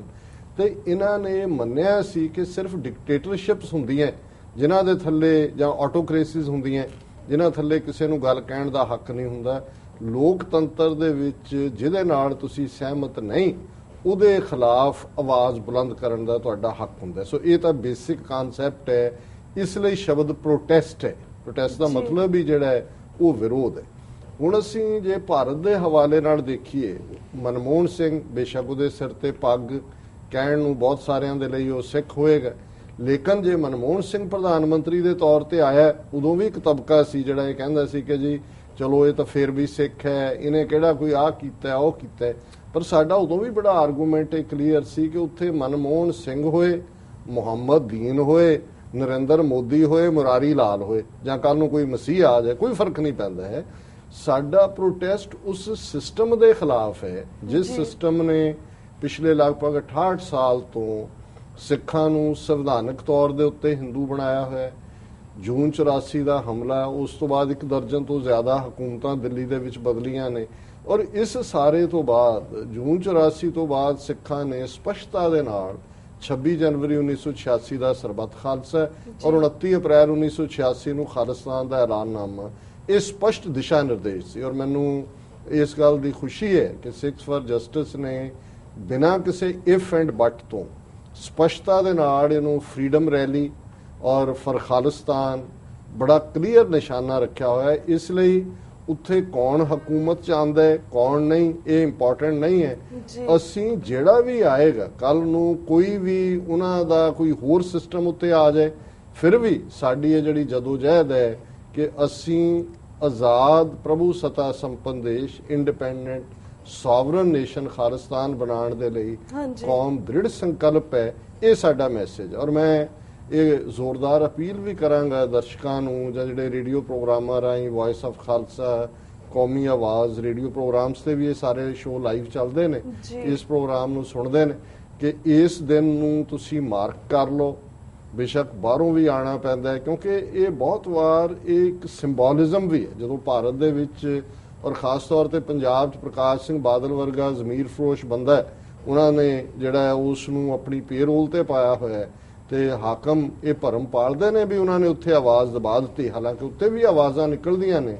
ਲੇਕਿਨ ਅੱਜ ਪੰਜਾਬ ਦਾ ਸਿੱਖ ਵੀ ਡਾਇਸਪੋਰਾ ਸਿੱਖਾਂ ਵੱਲ ਦੇਖਦੇ, ਔਰ ਡਾਇਸਪੋਰਾ ਸਿੱਖਾਂ 'ਚ ਵੀ ਸਭ ਤੋਂ ਪਾਵਰਫੁਲ ਐਂਟੀਟੀ ਅਮਰੀਕਾ ਕੈਨੇਡਾ ਦੇ ਸਿੱਖਾਂ ਦੀ ਹੈ। ਇੱਥੇ ਜਿੰਨਾ ਜ਼ੋਰਦਾਰ ਪ੍ਰੋਟੈਸਟ ਹੋਏਗਾ, ਜਿੰਨਾ ਵੱਡਾ ਨੰਬਰ ਹੋਏਗਾ, ਜਿਸ ਇੰਟੈਂਸਿਟੀ ਦੇ ਨਾਲ ਅਸੀਂ ਆਪਣੀ ਆਜ਼ਾਦੀ ਦੇ ਲਈ ਖਲੋਵਾਂਗੇ, ਉਨਾ ਹੀ ਬਲ ਪੰਜਾਬ ਦੇ ਸਾਡੇ ਭਰਾਵਾਂ ਭੈਣਾਂ ਨੂੰ ਮਿਲੇਗਾ ਕਿ ਭਾਈ ਸਾਡੇ ਵੀਰ ਭੈਣਾਂ ਬਾਹਰ ਖੜੇ ਨੇ। ਔਰ ਇਹ ਅਲਟੀਮੇਟਲੀ ਸਾਡੀ ਉਸ ਅਰਦਾਸ ਨੂੰ ਹੀ, ਜਿਹੜੀ ਅਰਦਾਸ ਸਿਰਫ ਸਿੰਬੋਲਿਕ ਨਹੀਂ ਹੈ ਕਿ ਜੀ ਜਹਾਂ ਜਹਾਂ ਖਾਲਸਾ ਜੀ ਸਾਹਿਬ ਤਹਾਂ ਤਹਾਂ ਰੱਛਿਆ ਰਿਆਇਤ, ਦੇਗ ਤੇਗ ਫਤਿਹ ਬਿਰਦ ਕੀ ਪੈਜ ਪੰਥ ਕੀ ਜੀਤ, ਸ਼੍ਰੀ ਸਾਹਿਬ ਜੀ ਸਹਾਏ ਖਾਲਸਾ ਜੀ ਕੇ ਬੋਲ ਬਾਲੇ। ਹੁਣ ਜੇ ਅਸੀਂ ਬੋਲਬਾਲਾ ਖਾਲਸੇ ਦਾ ਕਰਵਾਣਾ ਹੈ ਗੁਰੂਆਂ ਦੀ ਧਰਤੀ ਤੇ ਫਿਰ ਖਾਲਸਾ ਜਿੱਥੇ ਜਿੱਥੇ ਵੀ ਹੈ ਰੱਛਿਆ ਰਿਆਇਤ ਅਸੀਂ ਅਕਾਲ ਪੁਰਖ ਤੋਂ ਮੰਗਦੇ, ਤੇ ਫਿਰ ਇਸ ਮੰਗ ਦੇ ਲਈ ਨਹੀਂ, ਇਸ ਹੱਕ ਦੇ ਲਈ। ਔਰ ਸੰਤ ਜਰਨੈਲ ਸਿੰਘ ਜੀ ਖਾਲਸਾ ਪਿੰਡਰਾਂ ਵਾਲਿਆਂ ਦੇ ਇਹ ਸ਼ਬਦ ਨੇ ਕਿ ਇਹ ਸਾਡੀਆਂ ਮੰਗਾਂ ਨਹੀਂ, ਹੱਕ ਨੇ। ਮੰਗਾਂ ਮੰਗੀਆਂ ਜਾਂਦੀਆਂ ਨੇ, ਹੱਕ ਲੈ ਜਾਂਦੇ ਨੇ। ਸੋ ਹੱਕਾਂ ਲਈ ਤੁਹਾਨੂੰ ਖਲੋਣਾ ਪੈਂਦਾ ਹੈ, ਹੱਕਾਂ ਲਈ ਤੁਹਾਨੂੰ ਸ਼ਾਊਟ ਕਰਨਾ ਪੈਂਦਾ ਹੈ, ਹੱਕਾਂ ਲਈ ਤੁਹਾਨੂੰ ਜ਼ਾਲਮ ਦੀ ਅੱਖ ਦੇ ਵਿੱਚ ਉਂਗਲ ਮਾਰਨੀ ਪੈਂਦੀ ਹੈ, ਇਹ ਦੱਸਣ ਦੇ ਲਈ ਵੀ ਇਹ ਸਾਡੇ ਹੱਕ ਨੇ। ਸੋ ਮੈਂ ਸਮਝਦਾ ਵੀ ਇਹ ਜਿਹੜੀ ਫਰੀडम ਰੈਲੀ ਹੈ, ਇਸ ਦੇ ਵਿੱਚ ਪਾਰਟਿਸਿਪੇਸ਼ਨ ਨੂੰ ਹਰ ਸਿੰਘ ਸਿੰਘਣੀ ਆਪਣੇ ਪਰਿਵਾਰਾਂ ਸਮੇਤ, ਔਰ ਮੈਂ ਸਮਝਦਾ ਵੀ ਜਦੋਂ ਬੀਬੀਆਂ ਬੱਚੇ ਸ਼ਾਮਲ ਹੁੰਦੇ ਨੇ, ਉਹ ਇੱਕ ਸਾਰੀ ਪੋਲੀਟੀਕਲ ਐਕਟੀਵਿਟੀ ਨੂੰ ਹਿਊਮਨ ਫੇਸ ਵੀ ਦਿੰਦਾ ਹੈ ਔਰ ਇਹ ਦੱਸਦਾ ਹੈ ਵੀ ਇਹ ਇਕੱਲੇ ਮਰਦ ਨਹੀਂ ਨੇ, ਇਹ ਸਮੁੱਚੇ ਸਿੱਖ ਪਰਿਵਾਰ ਜਿਹੜੇ ਨੇ ਇਸ ਫਰੀडम ਦੀ ਗੱਲ ਨਾਲ ਖਲੋਤੇ ਹੋਏ ਨੇ ਔਰ ਜੁੜੇ ਹੋਏ ਨੇ। ਬਿਲਕੁਲ ਬਿਲਕੁਲ, thank you so much for the information. ਤੇ ਗੁਰਪਤਵੰਤ ਸਿੰਘ ਵੀਰ ਜੀ, ਤੁਹਾਡੇ ਕੋਲ ਅਸੀਂ ਜਾਣਨਾ ਚਾਹਾਂਗੇ, ਜਿਸ ਤਰ੍ਹਾਂ ਸਾਨੂੰ ਸੁਣਨ ਵਿੱਚ ਆਇਆ ਸੀ ਕਿ ਤੁਸੀਂ ਨਾ ਨਰਿੰਦਰ ਮੋਦੀ ਦਸਤਾਵੇਜ਼ ਦੀ ਮੰਗ ਕਰ ਰਹੇ ਹੋ, ਇਹ ਦਸਤਾਵੇਜ਼ ਕੀ ਨੇ, ਇਸ ਬਾਰੇ ਵੀ ਸਾਨੂੰ ਜਾਣਕਾਰੀ ਦਿਓ। ਦੇਖੋ, ਜਦੋਂ ਨਰਿੰਦਰ ਮੋਦੀ ਚੀਫ ਮਿਨਿਸਟਰ ਸੀ ਗੁਜਰਾਤ ਦੇ 2002 ਦੇ ਵਿੱਚ, ਤੇ ਹਜ਼ਾਰਾਂ ਜਿਹੜੇ ਮੁਸਲਮਾਨ ਭੈਣ ਭਰਾ ਹੈ ਉਹ ਇਹਦੀ ਦੇਖ ਰੇਖ 'ਚ ਔਰ ਇਹਦੀ ਕਮਾਂਡ ਹੇਠ ਜਿਹੜੇ ਉੱਥੇ ਮਾਰ ਮੁਕਾਏ ਗਏ ਜੀ। ਔਰ USA ਦੀ ਸਰਕਾਰ ਨੇ 2005 ਦੇ ਵਿੱਚ ਇਸ ਦਾ ਜਿਹੜਾ ਵੀਜ਼ਾ ਲੱਗਿਆ ਹੋਇਆ ਸੀ ਉਸ ਨੂੰ ਰਿਵੋਕ ਕੀਤਾ ਔਰ ਇਸ ਆਧਾਰ ਤੇ ਰਿਵੋਕ ਕੀਤਾ ਕਿ ਨਰਿੰਦਰ ਮੋਦੀ ਨੇ ਇੱਕ ਧਰਮ ਦੇ ਲੋਕਾਂ ਦੇ ਉੱਤੇ ਜਿਹੜੀ ਹੈ ਉਹ ਕ੍ਰਿਮੀਨਲ ਐਕਟ ਤੇ ਮਨੁੱਖੀ ਅਧਿਕਾਰਾਂ ਦੀ ਉਲੰਘਣਾ ਉਹਨਾਂ ਦੀ ਕੀਤੀ ਹੈ ਜੀ, ਧਰਮ ਦੇ ਨਾਤੇ। ਔਰ 2005 ਤੋਂ ਲੈ ਕੇ 2014 ਤੱਕ ਹਾਂਜੀ ਨਰਿੰਦਰ ਮੋਦੀ ਔਰ ਉਹਦੇ ਸਾਥੀਆਂ ਦੇ ਲਗਾਤਾਰ ਜ਼ੋਰ ਪਾਉਣ ਤੇ ਵੀ ਉਹ ਵੀਜ਼ਾ ਜਿਹੜਾ ਜਾਂ ਆਉਣ ਦੀ ਇਜਾਜ਼ਤ ਅਮਰੀਕਾ 'ਚ ਉਹਨੂੰ ਨਹੀਂ ਸੀ ਦਿੱਤੀ ਜਾਂਦੀ। ਹਾਂਜੀ, ਸਿਰਫ ਇੱਕੋ ਦੁਨੀਆ ਦੇ ਵਿੱਚ ਜੋ ਇਸ ਵਕਤ ਅਸੀਂ ਪੇਪਰ ਵਰਕ ਦੇਖਿਆ, ਇੱਕੋ ਇੱਕ ਨੇਤਾ ਸੀ ਜਿਹਨੂੰ ਇਸ ਐਕਟ ਦੇ ਥੱਲੇ ਜਿਹੜਾ ਕਿ 2000 ਦਾ ਬਣਿਆ ਉਹਦੇ ਥੱਲੇ ਉਹਦਾ ਵੀਜ਼ਾ ਜਿਹੜਾ ਹੈ ਬੰਦ ਕੀਤਾ ਗਿਆ ਸੀ। ਹਾਂਜੀ, ਲੇਕਿਨ ਜਿੱਦਾਂ ਹੀ ਦੇਸ਼ ਦਾ ਪ੍ਰਧਾਨ ਮੰਤਰੀ ਚੁਣਿਆ ਜਾਂਦਾ ਹੈ ਭਾਰਤ ਦਾ, ਔਰ ਇਹ ਭਾਰਤ ਦਾ ਇਤਿਹਾਸ ਹੈ 1984 ਤੋਂ ਅਸੀਂ ਵੇਖਦੇ ਹਾਂ ਕਿ ਜਿੰਨੇ ਵੀ ਘੱਟ ਗਿਣਤੀਆਂ ਦੀ ਕਤਲ-ਓ-ਗਾਰਤ ਨਿਸ਼ਾਨੇ ਨਾਲ ਕੀਤੀ ਹੈ ਉਸ ਨੂੰ ਦੇਸ਼ ਦਾ ਪ੍ਰਧਾਨ ਮੰਤਰੀ ਬਣਾ ਦਿੱਤਾ ਜਾਂਦਾ ਹੈ। ਚਾਹੇ ਦਸੰਬਰ 1984 ਚ ਤੁਸੀਂ ਲੈ ਲਓ ਰਾਜੀਵ ਗਾਂਧੀ, ਜਾਂ ਤੁਸੀਂ 1990-91 ਚ ਨਰਸਿਮਹਾ ਰਾਓ ਲੈ ਲਓ, ਜਾਂ ਤੁਸੀਂ ਮਨਮੋਹਨ ਸਿੰਘ ਲੈ ਲਓ ਜਿਹਨੇ ਵਫਾਦਾਰੀ ਦੇ ਨਾਲ 10,000 ਤੋਂ ਵੱਧ ਕਰੋੜ ਰੁਪਈਆ ਦੇ ਕੇ ਸਿੱਖਾਂ ਦੀ ਕਤਲ-ਓ-ਗਾਰਤ ਪੰਜਾਬ ਦੇ ਵਿੱਚ ਕਰਵਾਈ, ਜਾਂ ਹੁਣ ਤੁਸੀਂ ਨਰਿੰਦਰ ਮੋਦੀ ਲੈ ਲਓ। ਹਾਂਜੀ, ਅਸੀਂ ਸਰਕਾਰ ਤੋਂ ਸਿਰਫ ਇਹ ਪੇਪਰ ਮੰਗਣਾ ਚਾਹੁੰਦੇ ਹਾਂ ਕਿ 2014 ਦੇ ਵਿੱਚ ਕਿਹੜੇ ਸਬੂਤ ਤੁਹਾਡੇ ਸਾਹਮਣੇ ਆਏ ਕਿ ਨਰਿੰਦਰ ਮੋਦੀ ਨੇ ਮਨੁੱਖੀ ਅਧਿਕਾਰਾਂ ਦੀ ਉਲੰਘਣਾ ਨਹੀਂ ਸੀ ਕੀਤੀ, ਜਾਂ ਤੁਸੀਂ ਉਸ ਨੂੰ ਆਉਣ ਦੀ ਐਡੀ ਵੱਡੀ ਜਿਹੜੀ ਰੈੱਡ ਕਾਰਪਟ ਵੈਲਕਮ ਹੈ, ਕਿਉਂਕਿ ਅਮਰੀਕਾ ਤੋਂ ਆਉਣ ਤੇ ਚਲੋ ਤੁਸੀਂ ਨਹੀਂ ਰੋਕ ਸਕਦੇ ਪ੍ਰਧਾਨ ਮੰਤਰੀ ਹੋਣ ਦੇ ਨਾਤੇ ਜੀ, ਲੇਕਿਨ ਜਿਹੜਾ ਵਾਈਟ ਹਾਊਸ ਦੇ ਵਿੱਚ ਉਹਨਾਂ ਨੂੰ ਬੁਲਾਉਣਾ, ਜਾਂ ਜਿਹੜਾ ਹੁਣ ਤੁਸੀਂ ਸਿਲੀਕਨ ਵੈਲੀ ਦੇਖੋ, ਉਹ ਸਿਲੀਕਨ ਵੈਲੀ ਜਿੱਥੇ ਕਿ ਮੋਸਟ ਟਰਸਟਿਡ ਔਰ ਐਜੂਕੇਟਿਡ ਜਿਹਨੂੰ ਆਪਾਂ ਅਮਰੀਕਨਸ ਕਹਿੰਦੇ ਆ ਉਹ ਰਹਿ ਰਹੇ ਆ, ਜਾਂ ਗੂਗਲ ਦੇ ਵਿੱਚ ਉਹਦਾ ਹੁਣ ਜਾਣਾ, ਜਾਂ ਫਿਰ ਟੈਸਲਾ ਜਿਹੜੀ ਕਾਰਪੋਰੇਸ਼ਨ ਸਭ ਤੋਂ ਵੱਡੀ ਜੀ ਉਹਦੇ ਵਿੱਚ ਇਹਨੂੰ ਬੁਲਾ ਕੇ ਇਹਦਾ ਜਿਹੜਾ ਹੈ ਵੈਲਕਮ ਕਰਨਾ। ਅਸੀਂ ਉਹ ਦਸਤਾਵੇਜ਼ ਚਾਹੁੰਦੇ ਹਾਂ ਵੀ ਉਦੋਂ ਕੀ ਡਿਸੀਜਨਸ ਲਏ ਗਏ। ਇਹ ਤੁਸੀਂ ਸਟੇਟ ਡਿਪਾਰਟਮੈਂਟ ਤੋਂ ਮੰਗ ਰਹੇ ਹੋ? ਜੀ, ਅਸੀਂ 2014 ਦੇ ਵਿੱਚ ਉਹਨਾਂ ਕੋਲ ਫਰੀडम ਆਫ ਇਨਫੋਰਮੇਸ਼ਨ ਐਕਟ ਦੇ ਤਹਿਤ ਪੇਪਰ ਮੰਗੇ ਸੀ। ਲਗਾਤਾਰ ਅਸੀਂ ਉਹਨਾਂ ਨਾਲ ਰਾਬਤੇ 'ਚ ਸੀ। ਉਹ ਕਹਿ ਰਹੇ ਜਿਹੜਾ ਕਿ 60 ਦਿਨਾਂ ਦਾ ਕੰਮ ਹੈ, ਜੋ ਪਿਛਲੇ ਅਗਸਤ ਦੀ ਗੱਲ ਹੈ, ਹੁਣ ਸੈਪਟੰਬਰ ਆ ਗਿਆ, ਅਜੇ ਤੱਕ ਉਹਨਾਂ ਨੇ ਪੇਪਰ ਨਹੀਂ ਦਿੱਤੇ। ਸੋ ਅਸੀਂ ਫੈਡਰਲ ਕੋਰਟ ਦੇ ਵਿੱਚ ਉਹ ਪੇਪਰ ਲੈਣ ਵਾਸਤੇ ਪਹੁੰਚ ਕੀਤੀ ਹੈ ਔਰ ਅਸੀਂ ਉਮੀਦ ਕਰਦੇ ਹਾਂ ਕਿ ਸਟੇਟ ਡਿਪਾਰਟਮੈਂਟ ਜਲਦੀ ਹੀ ਉਹ ਦਸਤਾਵੇਜ਼ ਜਿਹੜੀ ਹੈ ਰਿਲੀਜ਼ ਕਰੇਗੀ, ਸਪੈਸ਼ਲੀ ਇਹਨਾਂ ਦੇ ਆਉਣ ਤੋਂ ਪਹਿਲਾਂ, ਤਾਂ ਕਿ ਅਸੀਂ ਉਸ ਜਿਹੜਾ ਕੇਸ ਸੀ ਉਹਦੇ ਤੇ ਕੰਮ ਕਰ ਸਕੀਏ। ਤੁਹਾਡੀ ਕਮਿਊਨੀਕੇਸ਼ਨ ਜਿਹੜੀ ਸਟੇਟ ਡਿਪਾਰਟਮੈਂਟ ਨਾਲ ਹੋਈ ਉਹਦੇ ਚ ਉਹਨਾਂ ਨੇ ਕੀ ਰਿਸਪੌਂਡ ਕੀਤਾ ਹੈ ਇਸ ਬਾਰੇ? ਉਹਨਾਂ ਨੇ ਉਦੋਂ ਦੱਸਿਆ ਸੀ ਜੀ, ਕਿਉਂਕਿ ਇਹ ਤੁਸੀਂ ਕਾਫੀ ਦਸਤਾਵੇਜ਼ ਲੰਬੇ ਮੰਗ ਲਏ ਆ ਤੇ ਤੁਹਾਨੂੰ ਅਸੀਂ 60 ਡੇਜ਼ ਜਾਂ ਕੁਝ ਇਦਾਂ ਦਾ ਉਹਨਾਂ ਨੇ ਉਦੋਂ ਦੱਸਿਆ ਸੀ। ਪਰ ਜਦੋਂ ਅਸੀਂ ਦੁਬਾਰਾ ਉਹਨਾਂ ਤੋਂ ਪੁੱਛਗਿੱਛ ਕੀਤੀ ਤੇ ਉਹਨਾਂ ਨੇ ਹੁਣ ਸਾਨੂੰ ਸਮਾਂ ਦੇ ਦਿੱਤਾ ਸੀ 2016 ਤੱਕ ਦਾ, ਵੀ ਅਸੀਂ ਉਦੋਂ ਤੱਕ ਪੇਪਰ ਦੇਵਾਂਗੇ। ਸੋ ਇਹ ਸਿਰਫ ਇੱਕ ਨੀਤੀ ਹੈ ਕਿ ਕਿਸੇ ਤਰੀਕੇ ਦੇ ਨਾਲ ਆ ਜਿਹੜੀ ਉਹਨਾਂ ਦੀ ਟ੍ਰਿਪ ਹੈ ਨਰਿੰਦਰ ਮੋਦੀ ਦਾ ਉਹ ਨਿਕਲ ਜਾਵੇ। ਪਰ ਇੱਥੇ ਇੱਕ ਗੱਲ ਜਿਹੜੀ ਅਹਿਮ ਦੱਸਣ ਵਾਲੀ ਇਹ ਹੈ ਕਿ ਇਹ ਕੱਲੀ ਸਿੱਖ ਕੌਮ ਨਹੀਂ ਕਹਿ ਰਹੀ ਕਿ ਜੀ ਇਹਨੇ ਮਨੁੱਖੀ ਅਧਿਕਾਰਾਂ ਦੀ ਉਲੰਘਣਾ ਕੀਤੀ ਹੈ 2002 ਚ ਜੀ। ਅਮਰੀਕਾ ਦੀਆਂ ਸਾਰੀਆਂ ਜਿਹੜੀਆਂ ਟਾਪ ਦੀਆਂ ਯੂਨੀਵਰਸਿਟੀਜ਼ ਹੈ, ਚਾਹੇ ਉਹਦੇ ਚ ਤੁਸੀਂ ਸਟੈਨਫੋਰਡ ਯੂਨੀਵਰਸਿਟੀ ਲੈ ਲਓ, ਚਾਹੇ ਉਹਦੇ ਚ ਤੁਸੀਂ ਮਿਸ਼ੀਗਨ ਇੰਸਟੀਚਿਊਟ ਆਫ ਟੈਕਨੋਲੋਜੀ ਲੈ ਲਓ, ਔਰ ਇੰਡੀਅਨ ਓਰੀਜਨ ਦੇ ਹੀ ਪ੍ਰੋਫੈਸਰ 125 ਤੋਂ ਵੱਧ ਜਿਨ੍ਹਾਂ ਨੇ 2002 ਦੀ ਤਾਂ ਗੱਲ ਕੀਤੀ ਹੈ, ਪਰ ਉਹਨਾਂ ਨੇ 2014 ਤੋਂ ਬਾਅਦ ਜੋ ਮੋਦੀ ਔਰ ਇਹਦੇ ਸਾਥੀਆਂ ਨੇ ਭਾਰਤ ਨੂੰ ਇੱਕ ਹਿੰਦੂ ਰਾਸ਼ਟਰ ਬਣਾਉਣ ਦੀ ਗੱਲ ਸ਼ੁਰੂ ਕੀਤੀ ਹੋਈ ਹੈ, ਔਰ ਜੋ freedom of speech and expression ਜਿਹੜਾ ਕਿ ਵੀ ਉਹਨਾਂ ਦੇ ਖਿਲਾਫ ਆਵਾਜ਼ ਚੁੱਕੇਗਾ, ਉਹਨਾਂ ਦੇ ਨੀਤੀਆਂ ਦੇ ਖਿਲਾਫ ਆਵਾਜ਼ ਚੁੱਕੇਗਾ, ਉਹਦੀ ਆਵਾਜ਼ ਜਿਹੜੀ ਆ ਕੁਚਲ ਦਿੱਤੀ ਜਾਂਦੀ ਹੈ। ਔਰ ਇੱਥੋਂ ਦੇ ਜਿਹੜੇ ਪ੍ਰੋਫੈਸਰਸ ਹੈ ਉਹਨਾਂ ਨੂੰ ਉੱਥੇ ਜਾ ਕੇ ਪੇਪਰ ਪ੍ਰੈਜ਼ੈਂਟ ਕਰਨ ਦੀ ਇਜਾਜ਼ਤ ਨਹੀਂ ਦਿੱਤੀ ਜਾ ਰਹੀ ਜੀ। ਸੋ ਉਹ ਸ਼ਰੇਆਮ ਕਹਿ ਰਹੇ ਕਿ ਭਾਰਤ ਜਿਹੜਾ ਹੈ ਉਹ ਮੋਦੀ ਦੇ ਹੇਠ ਲੋਕਤੰਤਰਕ ਦੇਸ਼ ਨਹੀਂ ਹੈ ਜੀ, ਉਹ ਇੱਕ ਡਿਕਟੇਟਰਸ਼ਿਪ ਹੈ। ਸੋ ਉਹਨਾਂ ਨੇ ਚੈਲੰਜ ਕੀਤਾ ਹੈ ਮੋਦੀ ਦੇ ਇਸ ਵਾਰੀ ਫੇਰੇ ਨੂੰ, ਔਰ ਉਹ ਬੜੀ ਦੁਨੀਆ ਦੇ ਵਿੱਚ ਅਮਰੀਕਾ ਦੇ ਵਿੱਚ ਇੱਕ ਚਰਚਾ ਦਾ ਜਿਹੜਾ ਵਿਸ਼ਾ ਬਣਿਆ ਹੋਇਆ, ਔਰ ਡਾਕਟਰ ਸਾਹਿਬ ਵੀ ਉਹਦੇ ਤੇ ਜ਼ਿਆਦਾ ਐਕਸਪਲੇਨ ਕਰ ਸਕਦੇ ਵੀ ਉਹਨਾਂ ਦਾ ਇਸ਼ੂ ਕੀ ਹੈ। ਉਹਦੇ ਚ ਮੈਂ ਤੁਹਾਡੇ ਤੋਂ ਜਾਣਨਾ ਚਾਹਾਂਗਾ ਕਿ ਜਿਸ ਦਿਨ ਅਸੀਂ ਫਰੀडम ਰੈਲੀ ਰੱਖੀ ਹੈ ਜੀ, ਉਦੋਂ ਉਹ UN ਜਨਰਲ ਅਸੈਂਬਲੀ ਨੂੰ ਐਡਰੈਸ ਨਹੀਂ ਕਰ ਰਿਹਾ, ਉਹ ਕਿਹੜਾ ਫੋਰਮ ਹੈ ਜਿਹਨੂੰ ਮੋਦੀ ਨੇ ਐਡਰੈਸ ਕਰਨਾ ਹੈ ਜਦੋਂ ਕਿ ਬਾਹਰ ਅਸੀਂ ਪ੍ਰੋਟੈਸਟ ਕਰਨਾ ਜੀ। ਹਾਲਾਂਕਿ UN ਜਨਰਲ ਅਸੈਂਬਲੀ ਦਾ ਸੈਸ਼ਨ ਉਦੋਂ ਚੱਲਦਾ ਪਿਆ, ਲੇਕਿਨ ਨਰਿੰਦਰ ਮੋਦੀ ਜਿਹੜਾ ਹੈ ਉਹ ਇੱਕ ਡਿਵੈਲਪਮੈਂਟ ਸਮਿਟ ਹੈ ਜਿਹੜੀ ਕਿ ਪੂਰੇ ਦੁਨੀਆ ਦੇ ਦੇਸ਼ਾਂ ਦੇ ਨੁਮਾਇੰਦੇ, ਵੈਸੇ ਤਾਂ ਮੋਸਟਲੀ ਉਹਨਾਂ ਦੇ ਹੈਡਸ ਹੀ ਹੋਣਗੇ, ਪਰ 190 ਦੇਸ਼ ਹੈ ਜਿਨ੍ਹਾਂ ਦੇ ਨੁਮਾਇੰਦੇ ਉਸ ਦਿਨ ਪਹੁੰਚਦੇ ਪਏ ਹੈ ਸਤੰਬਰ 25 ਨੂੰ। ਸੋ ਇਹ ਰੈਗੂਲਰ ਯੂਨਾਈਟਿਡ ਨੇਸ਼ਨਸ ਦਾ ਇੱਕ ਸੈਸ਼ਨ ਹੈ, ਉਹਦੇ ਸਾਹਮਣੇ ਆਪਾਂ ਸਿੱਖ ਫਰੀडम ਰੈਲੀ ਨਹੀਂ ਕਰਦੇ ਪਏ। ਇਹ ਇੱਕ ਇਤਿਹਾਸਿਕ ਮੌਕਾ ਹੈ ਤੁਹਾਡੇ ਕੋਲ, ਦੁਨੀਆ ਦੇ ਹਰ ਉਸ ਦੇਸ਼ ਦੇ ਨੁਮਾਇੰਦੇ ਨੂੰ, ਦੁਨੀਆ ਦੇ ਹਰ ਉਸ ਦੇਸ਼ ਦੇ ਵਸਦੇ ਹਿਊਮਨ ਰਾਈਟਸ ਦੀ ਜਿਹੜੀ ਪੱਖ ਲੈਂਦੇ ਆ ਉਹਨਾਂ ਨੂੰ ਇਹ ਦਿਖਾਉਣ ਦਾ ਕਿ ਸਿੱਖ ਕੌਮ ਭਾਰਤ ਦੇ ਵਿੱਚ ਗੁਲਾਮ ਹੈ, ਨਸਲਕੁਸ਼ੀ ਜਿਹੜੀ ਸਿੱਖ ਕੌਮ ਦੀ ਹੋਈ ਉਹਦੇ ਸ਼ਿਕਾਰ ਹੈ। ਉਹ ਭਾਰਤ ਦਾ ਸੰਵਿਧਾਨ ਸਿੱਖ ਹੋਂਦ ਨੂੰ, ਸਿੱਖ ਕੌਮ ਨੂੰ ਇੱਕ ਹਿੰਦੂ ਧਰਮ ਦਾ ਹਿੱਸਾ ਦੱਸਦੇ ਆ। ਸੋ ਇਹ ਸਿੱਖ ਫਰੀडम ਰੈਲੀ ਇੱਕ ਤੁਹਾਡੇ ਲਈ ਬਹੁਤ ਵੱਡਾ ਟਾਈਮ ਹੈ ਇਤਿਹਾਸਿਕ ਕਿ ਆਪਾਂ ਦੁਨੀਆ ਭਰ ਦੇ ਵਿੱਚ ਆਪਣਾ ਜਿਹੜਾ ਕੇਸ ਹੈ ਆਜ਼ਾਦੀ ਦਾ ਉਹਨਾਂ ਸਾਹਮਣੇ ਆਪਾਂ ਲੈ ਕੇ ਜਾ ਸਕੀਏ। ਜੀ ਬਿਲਕੁਲ ਬਿਲਕੁਲ। ਤਾਂ ਵੀਰ ਜੀ, ਜਿਸ ਤਰ੍ਹਾਂ ਤੁਸੀਂ ਪਹਿਲਾਂ ਗੱਲ ਕੀਤੀ ਦਸਤਾਵੇਜ਼ ਦੀ, I would like to ask you, ਜਿਸ ਤਰ੍ਹਾਂ ਗੱਲ ਕੀਤੀ ਕਿ ਫੈਡਰਲ ਕੋਰਟ ਤੱਕ ਅਪੀਲ ਕੀਤੀ ਹੈ, ਉਹ ਕਹਿੰਦੇ ਸੀ 60 ਡੇਜ਼ ਲੱਗਣਗੇ, but now they say till 2016 you have to wait. But what would the next step when you get these ਦਸਤਾਵੇਜ਼? ਜਦੋਂ ਪੇਪਰ ਮਿਲ ਜਾਂਦੇ ਆ, how would these ਦਸਤਾਵੇਜ਼ ਵੀ benefit to us? ਇਹ ਪੇਪਰ ਕਿਸ ਤਰ੍ਹਾਂ ਸਾਨੂੰ ਬੈਨੀਫੀਸ਼ੀਅਲ ਹੋਣਗੇ?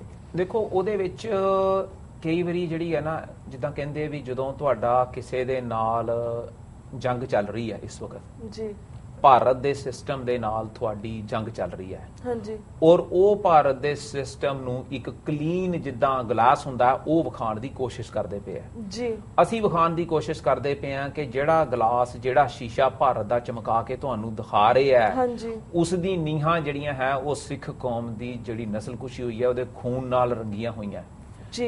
ਜਦੋਂ ਦਸਤਾਵੇਜ਼ ਸਾਹਮਣੇ ਆਉਂਦੇ ਆ, ਹਾਂਜੀ, ਤਾਂ ਸਰਕਾਰ ਜਿਹੜੀ ਅਮਰੀਕਾ ਹੈ ਜਾਂ ਜਿਹੜੀ ਭਾਰਤ ਦੀ ਸਰਕਾਰ ਹੈ ਉਹਨਾਂ ਦੀ ਆਪਸ ਚ ਕਮਿਊਨੀਕੇਸ਼ਨ ਜਿਹੜੀ ਆ ਉਹ ਸਾਹਮਣੇ ਆਣੀ ਹੈ ਜੀ। ਜਿਹੜਾ ਇਹਨਾਂ ਨੂੰ ਐਡਾ ਵੱਡਾ ਵੈਲਕਮ ਕੀਤਾ ਜਾ ਰਿਹਾ ਹੈ, ਹਾਂਜੀ, ਅਮਰੀਕਨਸ ਜਿਹੜੇ ਆ ਉਹਨਾਂ ਨੇ ਆਪਣੇ ਜਿਹੜੇ ਬਿਜ਼ਨਸ ਇੰਟਰਸਟ ਹੈ ਉਹ ਸਿੱਖ ਕੌਮ ਦੀ ਜੋ ਨਸਲਕੁਸ਼ੀ ਹੋਈ ਹੈ ਜਾਂ ਘੱਟ ਗਿਣਤੀਆਂ ਦੀ ਉੱਥੇ ਜਿਹੜੀ ਕਤਲੋਗਾਰਤ ਹੋਈ ਹੈ ਉਸ ਨੂੰ ਲਾਂਭੇ ਰੱਖ ਕੇ, ਵਾਂਝੇ ਰੱਖ ਕੇ ਉਸ ਆਧਾਰ ਤੇ ਕੀਤੇ ਹੈ। ਸੋ ਜਦੋਂ ਸਿੱਖ ਕੌਮ ਨੇ ਆਪਣੀ ਆਜ਼ਾਦੀ ਦੀ ਗੱਲ ਕਰਨੀ ਹੈ ਤੇ ਉਦੋਂ ਅਸੀਂ ਐਟਲੀਸਟ ਆਪਣਾ ਜਿਹੜਾ ਹੈ ਗੁਰੂ ਦੇ ਸਾਹਮਣੇ ਅਰਦਾਸ ਕੀਤੀ, ਅਸੀਂ ਉਦੋਂ ਇਹ ਰਿਜ਼ਾਲਵ ਕੀਤਾ ਅਸੀਂ ਅਮਰੀਕਾ ਦੀ ਸਰਕਾਰ ਹੋਵੇ ਉਹਦੇ ਨਾਲ ਵੀ ਅਸੀਂ ਕਾਨੂੰਨੀ ਤੌਰ ਦੇ ਉੱਤੇ ਉਹੀ ਜੰਗ ਲੜਨੀ ਹੈ ਜਿਹੜੀ ਸਾਨੂੰ ਚਾਹੇ ਕੈਨੇਡਾ 'ਚ ਲੜਨੀ ਪਵੇ ਜਾਂ ਸਾਨੂੰ ਭਾਰਤ ਸਰਕਾਰ ਦੇ ਖਿਲਾਫ ਲੜਨੀ ਪਵੇ ਆਪਣੀ ਕੌਮ ਦੀ ਆਜ਼ਾਦੀ ਲਈ। ਔਰ ਅਮਰੀਕਾ ਜਿਹੜੀ ਹੈ ਸਰਕਾਰ ਉਹ ਤੁਹਾਨੂੰ ਹੱਕ ਦਿੰਦੀ ਹੈ ਜੀ, ਇੱਥੇ ਇਨਸਾਫ ਦੀ ਗੱਲ ਸੁਣੀ ਜਾਂਦੀ ਹੈ। ਅਸੀਂ ਜੇ ਉਹਨਾਂ ਕੋਲੋਂ ਦਸਤਾਵੇਜ਼ ਮੰਗਦੇ ਆ ਇਹ ਕਾਨੂੰਨੀ ਤੌਰ ਤੇ ਮੰਗਦੇ ਪਏ ਆ ਔਰ ਇਹ ਕਾਨੂੰਨੀ ਤੌਰ ਤੇ ਉਹਨਾਂ ਨੂੰ ਸਾਨੂੰ ਇਹ ਚੀਜ਼ ਦਾ ਜਵਾਬ ਦੇਣਾ ਪੈਣਾ। ਜੀ ਜੀ ਜੀ। ਡਾਕਟਰ ਅਮਰਜੀਤ ਸਿੰਘ, ਤੁਸੀਂ ਕੁਝ ਐਡ ਕਰਨਾ ਚਾਹੋਗੇ? ਦੇਖੋ, ਮੈਂ ਜਿਹੜਾ ਪਹਿਲਾ ਨੁਕਤਾ ਹੈ, ਅੱਜ ਦੁਨੀਆ ਦੇ ਵਿੱਚ ਜਦੋਂ ਗਲੋਬਲ ਵਿਲੇਜ ਦੀ ਗੱਲ ਹੁੰਦੀ ਹੈ ਤੇ ਉਸ ਦਾ ਮਤਲਬ ਜਿਹੜੀਆਂ ਵੱਡੀਆਂ ਮਲਟੀਨੈਸ਼ਨਲਸ ਨੇ ਉਹਨਾਂ ਦੇ ਲਈ ਸਭ ਦੇ ਦਰਵਾਜ਼ੇ ਖੁੱਲ੍ਹਣੇ ਜੀ। ਇਸ ਲਈ ਜਿਹੜੀ ਫੋਰਮ ਨੂੰ ਮੋਦੀ ਨੇ ਐਡਰੈਸ ਕਰਨਾ ਹੈ 25 ਤਰੀਕ ਨੂੰ, ਉਸ ਦਾ ਸਬੰਧ ਇਹੀ ਹੈ ਕਿ ਜੀ ਆਓ ਭਾਰਤ 'ਚ ਆ ਕੇ ਇਨਵੈਸਟ ਕਰੋ, ਅਸੀਂ ਬਹੁਤ ਗਰੋਇੰਗ ਇਕਨੋਮੀ ਹੈ, ਅਸੀਂ ਇੰਨੇ ਸਾਲ 'ਚ ਚੀਨ ਨੂੰ ਪਿੱਛੇ ਛੱਡ ਜਾਣਾ ਹੈ ਤੇ ਫਲਾਂ ਢਮਕਾ ਝੂਠ ਜਿਹੜਾ ਕਿ ਬਿਲਕੁਲ ਜਿਸ ਕਿਸਮ ਨਾਲ ਇਹਨਾਂ ਦੀ ਟੰਬਲ ਕੀਤੀ ਹੈ ਇਕਨੋਮੀ ਪਿਛਲੇ ਦਿਨਾਂ 'ਚ ਚਾਈਨਾ ਦੇ ਮਾੜੇ ਜਿਹੇ ਝਟਕੇ ਨਾਲ ਹੀ ਅੱਜ ਰੁਪਈਆ 67 ਰੁਪਈਆ $1 ਦੇ ਬਰਾਬਰ ਹੈ। ਪਰ ਜਿਹੜੀਆਂ ਦੋ ਰਿਪੋਰਟਾਂ ਖਾਸ ਤੌਰ ਤੇ ਪਿਛਲੇ ਦਿਨਾਂ 'ਚ ease of doing business UN ਦੀ ਫੋਰਮ ਦੀ ਔਰ ਵਰਲਡ ਇਕਨੋਮਿਕਲ ਫੋਰਮ ਦੀਆਂ ਆਈਆਂ, ਉਹਨਾਂ ਤੋਂ ਨਜ਼ਰ ਆ ਰਿਹਾ ਵੀ ਇੰਡੀਆ ਕਿੰਨਾ ਕੁ ਵੱਡਾ ਵਪਾਰਕ ਪਾਰਟ ਹੈ। ਸੋ ਅਸੀਂ ਸਮਝਦੇ ਹਾਂ ਵੀ ਜਦੋਂ 190 ਦੇ ਕਰੀਬ ਦੇਸ਼ਾਂ ਦੇ ਨੁਮਾਇੰਦੇ ਇਸ ਕੰਜੀਨੀਅਲ ਲਾਇਰ ਜਿਹੜਾ ਕਿ ਜਿਹਦੇ ਨੈਟਵਰਕ DNA ਦੇ ਵਿੱਚ ਝੂਠ ਹੈ ਮੋਦੀ ਦੀ, ਉਸ ਦੀ ਗੱਲ ਸੁਣ ਰਹੇ ਹੋਣਗੇ ਤੇ ਜੇ ਬਾਹਰ ਹਜ਼ਾਰਾਂ ਸਿੱਖ ਖਲੋਤੇ ਨੇ ਤੇ ਇੱਕ ਮੈਸੇਜ ਜ਼ਰੂਰ ਜਾਏਗਾ ਕਿ ਇਹ ਐਵਰੀਥਿੰਗ ਇਜ਼ ਨਾਟ ਹੰਕੀ ਡੋਰੀ। ਕਿ ਇਹ ਜਿਹੜਾ ਇੱਥੇ ਇਹ ਵੇਚ ਰਿਹਾ ਸੌਦਾ ਇਹ ਠੀਕ ਨਹੀਂ ਹੈਗਾ। ਦੂਸਰਾ, ਜਦੋਂ ਅਸੀਂ ਉਹਨਾਂ ਦੇ ਜੈਨੋਸਾਈਡ ਨੂੰ ਐਕਸਪੋਜ਼ ਕਰਦੇ ਹਾਂ, ਔਰ ਇਹ ਮੈਸੇਜ ਵੀ ਹਾਲਾਂਕਿ ਪਿਛਲੇ ਦਿਨਾਂ 'ਚ ਜਿਹੜੇ ਚੰਗੇ ਇਨਵੈਸਟਰ ਭਾਰਤ 'ਚੋਂ ਦੌੜ ਰਹੇ ਨੇ, ਸੋ ਉਹਨਾਂ ਦੇ ਲਈ ਉਹ ਪੋਲੀਟੀਕਲੀ ਜਾਣਦੇ ਨੇ ਕਿਵੇਂ ਹੈਂਡਲ ਕਰਨਾ। ਉਹ ਇਹ ਪਾਸਟ ਮਾਸਟਰ ਨੇ ਜਿਹੜੇ ਆਰਐਸਐਸ ਦੇ ਸਾਰੇ ਸੰਘ ਚਾਲਕ ਤੇ ਪ੍ਰਚਾਰਕ ਨੇ, ਪਰ ਜਿਹੜਾ ਜਿਹਦੀ ਜੇਬ 'ਚ ਪੈਸਾ ਹੈ ਉਹ ਉੱਥੇ ਹੀ ਪੈਸਾ ਜਾ ਕੇ ਲਾਉਂਦਾ ਹੈ ਜਿੱਥੇ ਉਹਨੂੰ ਲੱਗਦਾ ਹੈ ਵੀ ਉਹਦਾ ਪੈਸਾ ਮਹਿਫੂਜ਼ ਹੈ। ਔਰ ਇਸ ਲਈ ਇੱਕ ਅੰਗਰੇਜ਼ੀ ਦੀ ਐਕਸਪ੍ਰੈਸ਼ਨ ਹੈ ਕਿ ਮਨੀ ਇਜ਼ ਦਾ ਫਸਟ ਰੈਫਿਊਜ, ਕਿ ਜਦੋਂ ਕਿਤੇ ਗੜਬੜ ਹੁੰਦੀ ਹੈ ਸਭ ਤੋਂ ਪਹਿਲਾਂ ਪੈਸਾ ਦੌੜਦਾ ਉੱਥੋਂ। ਸੋ ਉਹ ਆਪਣੇ ਆਪ 'ਚ ਇੰਡੀਕੇਸ਼ਨ ਹੁੰਦਾ ਵੀ ਉਹ ਕਿੰਨਾ ਕੁ ਪੀਸਫੁਲ ਹੈ। ਸੋ ਮੈਂ ਸਮਝਦਾ ਵੀ ਇਹਨਾਂ ਦੀ ਵੀ ਅਸੀਂ ਜਦੋਂ ਪਾਕਟ ਨੂੰ ਹਰਟ ਕਰਦੇ ਹਾਂ, ਜਦੋਂ ਅਸੀਂ ਉੱਥੇ ਖਲੋਵਾਂਗੇ ਔਰ ਅੰਦਰ ਨੁਮਾਇੰਦੇ ਜਿਹੜੇ ਨੇ ਉੱਥੇ ਬੈਠੇ ਹੋ ਦੇਖਣਗੇ ਕਿ ਵੀ ਇਹ ਉੱਥੇ ਗੱਲ ਡਿਫਰੈਂਟ ਹੈ, ਤੇ ਇਹ ਬੜਾ ਸਟਰੋਂਗ ਮੈਸੇਜ ਆਉਂਦਾ। ਸੋ ਮੈਂ ਇਹ ਸਮਝਦਾ ਕਿ ਵੀ ਬਹੁਤ ਵਾਰ ਇਹ ਕਹਿਣ ਦਾ ਹੁੰਦਾ ਹੈ ਕਿ ਜੀ ਇਹਦਾ ਕੀ ਫਰਕ ਪੈ ਗਿਆ ਜੀ, ਇੱਥੇ ਨਾਅਰੇ ਲਾਤੇ, ਇਹਦਾ ਬਹੁਤ ਫਰਕ ਪੈਂਦਾ। ਔਰ ਦੁਸ਼ਮਣ ਨੂੰ ਪੁੱਛ ਕੇ ਦੇਖੋ ਕਿ ਵੀ ਇਹਦਾ ਕੀ ਫਰਕ ਪੈਂਦਾ ਹੈ, ਕਿ ਉਹ ਕਿਵੇਂ ਇਹਨਾਂ ਗਵਰਨਮੈਂਟਾਂ ਦੇ ਪ੍ਰਵੇਲ ਕਰਦੇ ਨੇ ਇੰਡੀਅਨ ਸਿਸਟਮ ਵਾਲੇ ਕਿ ਜੀ ਬੰਦ ਕਰਵਾਓ ਪ੍ਰੋਟੈਸਟ। ਕੈਨੇਡਾ 'ਚ ਕਿਵੇਂ ਪ੍ਰਾਈਮ ਮਿਨਿਸਟਰ ਉੱਥੇ ਗਿਆ ਕੈਨੇਡਾ ਦਾ, ਉਹਦੇ ਪਿੱਛੇ ਕਿ ਜੀ ਉੱਥੇ ਖਾਲਿਸਤਾਨ ਬੰਦ ਕਰਾਓ। ਹੁਣ ਜਿਹੜੇ ਲੋਕ ਕਹਿੰਦੇ ਨੇ ਜੀ ਇੱਥੇ ਖਾਲਿਸਤਾਨ ਜ਼ਿੰਦਾਬਾਦ ਕਹਿਣ ਨਾਲ ਕਿਹੜਾ ਖਾਲਿਸਤਾਨ ਬਣ ਜਾਣਾ, ਕਹੋ ਜੀ ਦੁਸ਼ਮਣ ਨੂੰ ਪੁੱਛੋ ਜੀ, ਵੀ ਜੇ ਉਹਨਾਂ ਨੂੰ ਲੱਗਦਾ ਵੀ ਇੱਥੇ ਖਾਲਿਸਤਾਨ ਕਹਿਣ ਨਾਲ ਖਾਲਿਸਤਾਨ ਬਣ ਸਕਦਾ ਤਾਂ ਸਾਨੂੰ ਕਿਉਂ ਨਹੀਂ ਸਮਝ ਆਉਂਦੀ ਕਿ ਇਹਦੀ ਕਿੰਨੀ ਇੰਪੋਰਟੈਂਸ ਹੈ। ਸੋ ਮੈਂ ਤਾਂ ਇਹੀ ਕਹਾਂਗਾ ਕਿ ਵੀ ਇਹ ਜਿਹੜੀ ਸਾਡੀ ਵੱਧ ਤੋਂ ਵੱਧ ਪ੍ਰੈਜ਼ੈਂਸ ਹੈ, that is the answer। ਸਾਡੀ ਆਜ਼ਾਦੀ ਦੀ ਗੱਲ ਵੀ ਔਰ ਦੁਸ਼ਮਣ ਦੀ ਜਿਹੜਾ ਉਹਦਾ ਬਟੂਆ ਹੈ, ਉਹਦਾ ਸਭ ਤੋਂ ਜ਼ਿਆਦਾ ਨੁਕਸਾਨ ਜਿਹੜਾ ਉਹ ਇਸ ਗੱਲ ਦੇ ਨਾਲ ਹੀ ਹੁੰਦਾ ਜੀ। ਬਿਲਕੁਲ। ਤੇ ਵੀਰ ਜੀ ਤੁਸੀਂ ਜਦੋਂ ਗੱਲ ਸੁਣੀ ਇਹਨਾਂ ਦੀ, ਜਿਸ ਕਿ ਵੱਧ ਤੋਂ ਵੱਧ ਨੁਕਸਾਨ ਹੁੰਦਾ ਇਸ ਗੱਲ ਨਾਲ ਹੁੰਦਾ, ਪਰ ਜਿਸ ਤਰ੍ਹਾਂ ਪੰਜਾਬ ਸਰਕਾਰ ਵੀ ਇਸ ਵੇਲੇ ਕਿੱਦਾਂ ਡਰੀ ਹੋਈ ਹੈ 2020 ਰੈਫਰੈਂਡਮ ਤੋਂ, ਕਿਸ ਤਰ੍ਹਾਂ ਚਾਲਾਂ ਖੇਡ ਰਹੀ ਹੈ, ਸਾਨੂੰ ਸਾਰਿਆਂ ਨੂੰ ਪਤਾ ਲੱਗਦਾ ਪਿਆ। ਤੁਸੀਂ ਸਾਨੂੰ ਦੱਸੋ being a coordinator of 6 for Justice ਕਿ ਜਿਸ ਤਰ੍ਹਾਂ ਆਲ ਓਵਰ ਦਾ ਵਰਲਡ ਤਾਂ ਅਸੀਂ ਸਾਰੇ ਅਵੇਅਰ ਹੈਗੇ ਆ, ਪੰਜਾਬ ਦੇ ਵਿੱਚ ਰੈਫਰੈਂਡਮ ਦੇ ਹਵਾਲੇ ਦੇ ਨਾਲ ਇਸ ਵੇਲੇ ਕੀ ਰਿਸਪਾਂਸ ਹੈ? ਇਸ ਵੇਲੇ ਪੰਜਾਬ ਦੇ ਵਿੱਚ ਜਿਹੜੀ ਅਵੇਅਰਨੈਸ ਹੋ ਰਹੀ ਹੈ, ਜਿਹੜੇ ਯੰਗ ਜਨਰੇਸ਼ਨ ਖਾਸ ਕਰਕੇ ਜੀ, ਉਹ ਜਿੱਥੇ ਵੀ ਕਿਤੇ ਇਕੱਠ ਛੋਟਾ ਮੋਟਾ ਵੀ ਹੈਗਾ ਉਹ ਉੱਥੇ ਜਾਂਦੇ ਨੇ ਜੀ, ਤੇ ਉਹ ਪੇਪਰ ਇਹੋ ਦੇ ਰਹੇ ਨੇ ਲੋਕਾਂ ਦੇ ਵਿੱਚ ਅਵੇਅਰਨੈਸ ਪੈਦਾ ਕਰਨ ਵਾਸਤੇ ਵੀ ਅਸੀਂ ਗੁਲਾਮ ਆ, ਹਾਂਜੀ, ਤੇ ਆਜ਼ਾਦੀ ਜਿਹੜੀ ਆ ਉਹ ਕਿੱਦਾਂ ਮਿਲਣੀ ਆ। ਉਹ ਪੇਪਰ ਸਾਰੇ ਜਿਹੜੇ ਆ ਮੇਰੇ ਕੋਲ ਇਸ ਵੇਲੇ ਜਾਣਗੇ, ਆਪਾਂ ਤੁਹਾਨੂੰ ਅੱਗੇ ਪਿਛਲੇ ਦਿਖਾਏ ਸੀਗੇ ਜੀ। ਤੇ ਪੰਜਾਬ ਦੇ ਵਿੱਚ ਹੁਣ ਵੇਵ ਚੱਲ ਪਈ ਇੱਕ ਕਿ ਅਸੀਂ ਜਿਹੜੀ 2020 ਦੇ ਵਿੱਚ ਸਿੱਖ ਕੌਮ ਨੇ ਇਸ ਵੇਲੇ ਗੁਲਾਮ ਆ ਤੇ ਅਸੀਂ ਆਜ਼ਾਦ ਹੋਣਾ ਵਾ। ਮੈਂ ਡਾਕਟਰ ਸਾਹਿਬ ਦੀ ਗੱਲ ਦੇ ਨਾਲ ਜ਼ਰੂਰ ਸਾਂਝੀ ਕਰਾਂਗਾ ਵੀ ਜਿੰਨੇ ਵੀ ਮੁਜ਼ਾਹਰੇ ਹੋਏ ਨੇ ਜਾਂ ਰੈਲੀਆਂ ਹੁੰਦੀਆਂ ਨੇ, ਉਹਨਾਂ ਦਾ ਕੋਈ ਨਾ ਕੋਈ ਮਕਸਦ ਜ਼ਰੂਰ ਹੈਗਾ। ਬਿਲਕੁਲ। ਜੇ ਮਕਸਦ ਹੈਗਾ, ਕਈ ਵਾਰੀ ਆਪਣੇ ਕਈ ਭਰਾ ਵਿੱਚ ਹੈਗੇ ਨੇ ਜਿਨ੍ਹਾਂ ਨੂੰ ਇਸ ਚੀਜ਼ ਦੀ ਹਾਲੇ ਸਮਝ ਨਹੀਂ ਲੱਗ ਰਹੀ, ਪਰ ਜਿਹੜੀ ਇੰਡੀਅਨ ਗਵਰਨਮੈਂਟ ਆ ਉਹਨੂੰ ਸਮਝ ਜ਼ਰੂਰ ਲੱਗ ਗਈ ਆ ਵੀ ਜਿਹੜੀ ਸਾਡੇ ਗਲੇ ਦੇ ਵਿੱਚ ਜਿਹੜੀ ਹੱਡੀ ਫਸ ਗਈ ਹੁਣ, ਉਹ ਨਿਕਲਣੀ ਹੁਣ ਕਿੱਦਾਂ ਵਾ। ਕਿਉਂਕਿ ਉਹ ਪਹਿਲੋਂ ਤੇ ਇਹੋ ਸੋਚਦੇ ਰਹੇ ਵੀ ਸਿੱਖ ਕੌਮ ਤੇ ਐਵੇਂ ਮਤਲਬ ਮੂਰਖ ਆ, ਇਹਨਾਂ ਨੇ ਕਿਹੜੀ ਕੋਈ ਗੱਲਬਾਤ ਕਰਨੀ ਹੈ। ਪਰ ਹੁਣ ਜਦੋਂ ਸਿੱਖ ਕੌਮ ਜਿਹੜੀ ਆ ਉਹ ਯੂਨਾਈਟਿਡ ਨੇਸ਼ਨ ਦੇ ਵਿੱਚ ਪਹੁੰਚ ਗਈ ਆ ਜੀ, ਤੇ ਯੂਨਾਈਟਿਡ ਨੇਸ਼ਨ ਜਿਹੜੀ ਆ ਉਹ ਇੱਕ ਅਦਾਲਤ ਆ ਦੁਨੀਆ ਦੀ, ਜਿਹਦੇ ਸਾਰੇ ਕੰਟਰੀ ਉਹਦੇ ਮੈਂਬਰ ਨੇ, ਤੇ ਸਿੱਖ ਕੌਮ ਵੀ ਉਹਦੇ ਵਿੱਚ ਗਈ ਆ। ਤੇ ਅਸੀਂ ਜਿਹੜਾ ਕੇਸ ਆ ਉਹ ਯੂਨਾਈਟਿਡ ਨੇਸ਼ਨ ਦੇ ਵਿੱਚ 2020 ਦਾ ਲੈ ਕੇ ਜਾਣਾ ਵਾ। ਉਹਦੇ ਨਾਲ ਜਿਹੜੀ ਸਿੱਖ ਕੌਮ ਨੂੰ ਆਜ਼ਾਦੀ ਮਿਲਣੀ ਹੈ। ਜਿੱਦਾਂ ਆਪਾਂ ਪਹਿਲਾਂ ਵੀ ਸਿੱਖ ਹਿੰਦੂ ਨਹੀਂ, ਉਹ ਵਾਈਟ ਹਾਊਸ ਪਾਈ ਸੀ, ਆਪਾਂ ਸਾਰਿਆਂ ਨੂੰ ਪਤਾ ਹੀ ਆ, ਸਾਰਿਆਂ ਨੇ ਸਾਈਨ ਕੀਤੇ, ਉਹਦਾ ਰਿਸਪੌਂਸ ਮਿਲਿਆ।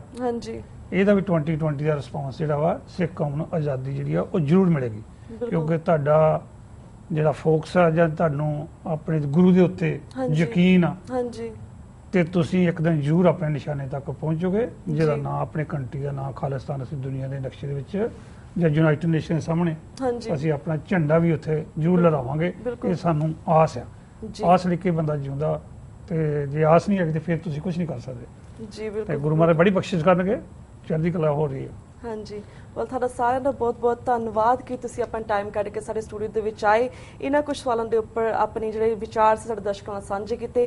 ਹੋਰ ਵੀ ਕਾਫੀ ਸਾਰੇ ਸਵਾਲ ਰਹਿ ਗਏ ਨੇ, ਪਰ ਅਸੀਂ ਚਾਹਾਂਗੇ ਕਿ ਅਸੀਂ ਆਉਣ ਵਾਲੇ ਦਿਨਾਂ ਦੇ ਵਿੱਚ ਇੱਕ ਹੋਰ ਸਪੈਸ਼ਲ ਪੈਨਲ ਡਿਸਕਸ਼ਨ ਕਰੀਏ, ਜਿਸ ਦੇ ਵਿੱਚ ਜਿਹੜੇ ਬਾਕੀ ਮੁੱਦੇ ਨੇ ਉਹਨਾਂ ਦੇ ਉੱਪਰ ਵੀ ਸਾਡੇ ਅਸੀਂ ਵਿਚਾਰ ਲਵਾਂਗੇ। ਤਾਂ ਇਸ ਦੇ ਨਾਲ ਅਸੀਂ ਤੁਹਾਡੇ ਕੋਲ ਇਜਾਜ਼ਤ ਲੈਂਦੇ ਹਾਂ, ਪਰ ਇਸ ਦੇ ਨਾਲ ਅਸੀਂ ਆਪਣੇ ਦਰਸ਼ਕਾਂ ਨੂੰ ਵੀ ਦੱਸਣਾ ਚਾਹੁੰਦੇ ਕਿ make sure they come to this rally ਵਿਚ is on 25th of September from the United Nation. It's on 47th Street at 10 PM। ਅਸੀਂ ਸਾਰਿਆਂ ਦੇ ਅੱਗੇ ਐਵੇਨਿਊ। ਹਾਂਜੀ, ਸਾਨੂੰ ਅੱਗੇ ਰਿਕੁਐਸਟ ਕਰਦੇ ਕਿ ਉਹ ਆਪਣੇ ਪਰਿਵਾਰ ਤੇ ਆਪਣੇ ਬੱਚਿਆਂ ਦੇ ਨਾਲ ਆਣ।